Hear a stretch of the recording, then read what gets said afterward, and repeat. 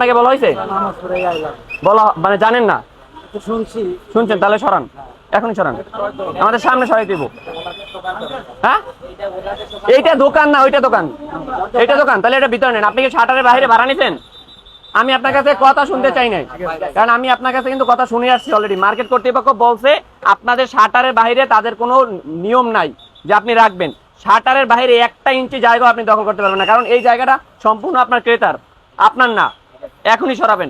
আমি আপনাদের 2টা বাজে একবার বলে গেছি, 12:30টার দিকে, যে 3টার ভিতরে ক্লিয়ার করবেন, কিন্তু আপনারা সেটা করেন না। এখন 4টা বাজে, আগামী 10 মিনিটের ভিতরে ক্লিয়ার করতে হবে। 10 মিনিট আপনি আমার সামনে এটা ভিতরে ঢোকাবেন। সামনে আপনার দোকান হলে আপনি ভিতরে বসে বিজনেস করেন।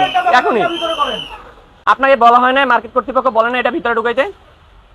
বলছে কিনা? আমি এখন কিন্তু আপনাদের পাটোয়ারি সাহেব শাহজাহান পাটোয়ারি, ওনাকে ফোন দেবো। উনি নিজে বলছে, আমার সাথে কথা বলছে মাত্র।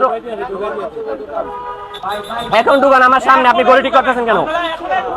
এখনই ঢুকাতে বলছেন আপনাকে। একবার ওয়ার্নিং দেওয়া হয়েছে। ইনস্ট্যান্ট ঢুকান, ইনস্ট্যান্ট। আপনি শুনছো তো কথা? কথা শুনছেন? কয় মিনিট টাইম?